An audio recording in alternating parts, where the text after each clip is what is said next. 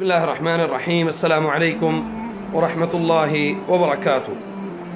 अक्सर लोग सदका देते हैं और सदका इस नीयत और इस इरादे के साथ देते हैं कि अल्लाह ताला उनके सदक़ात को कबूल करे और उन पर आने वाली मुसीबतों और बलाओं और तकलीफ़ों को रब्बे करीम अपनी रहमत से उनको उसमें से निकाल दे। मेरे भाइयों, सदका देना बहुत अजीम अमल है। नबी करीम सल्लल्लाहु अलैहि वसल्लम ने फरमाया, दावू मरदाकुम बिस्सदका, अपने बीमारों का, अपने मरीज़ों का इलाज किससे करो? तुम सदक़े के ज़रिए करो। खैरुस सदक़ा अतइमुत तआम, बेहतरीन सदका ये है कि लोगों को खाना खिलाएं। बेहतरीन सदका ये है कि लोगों को पानी पिलाएं। और हमारे यहाँ जो सदका है, ये दरिया रावी के किनारे पे खड़े शापर में कुछ फेफड़े और गुर्दे और कलेजी, इस तरह की चीज़ें सर के ऊपर से घुमा के सदका दिया जाता है। बकरे को हाथ लगवा के सदका दिया जाता है। पैसों को हाथ लगवा के सदका दिया जाता है। इस तरह के जितने भी अमाल हैं, मसलन बाज़ लोग सर के ऊपर से जो घुमाने का जो अमल है, ये खालिसतन हिंदुओं का, जो गैर मुस्लिम हैं, गैर अहले किताब हैं, उनका ये तरीक़ाकार है। और इसी तरह इस अमल में बहुत सारे ऐसे अफराद, बहुत सारे लोग शामिल हैं, यानी अहले यहूद में से भी ऐसे अफराद हैं जो सदका सर के ऊपर से घुमा के देते हैं।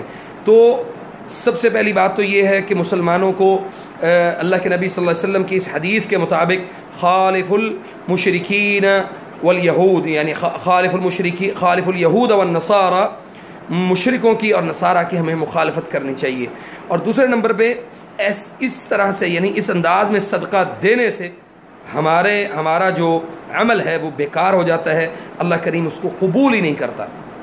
तो हमें अल्लाह ताला से ये बहुत ज़्यादा दुआ करनी चाहिए कि अल्लाह करीम हमारी इबादतों को, हमारे मुआमलात को जो खालिसतन अल्लाह के लिए हों, जैसा कि कुरान करीम में अल्लाह रब्बुल इज़्ज़त ने फरमाया कि मेरा कह दो कि मेरी नमाज, कुल इन्ना सलाती व नुसुकी व महयाया व ममाती लिल्लाहि रब्बिल आलमीन, ये अल्लाह रब्बुल आलमीन के लिए है। इसके लिए हमें किसी भी ख़ास यानी किसी ख़ास अंदाज की ज़रूरत नहीं है। अल्लाह रब्बुल आलमीन उस सदक़े को कबूल करता है। तो जनाब, लोग बकरे की सिरी का सदका देते हैं, ये भी गलत है। कच्चे गोश्त का सदका देना, ये भी गलत है। इसका कोई इस्लाम में कोई वजूद नहीं है।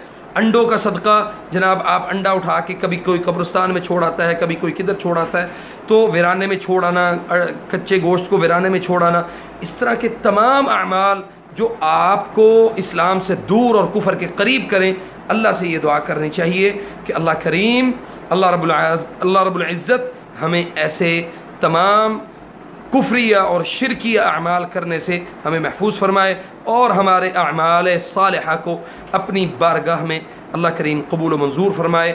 हमारा हर अमल खालिस इखलास के साथ अल्लाह के लिए होना चाहिए।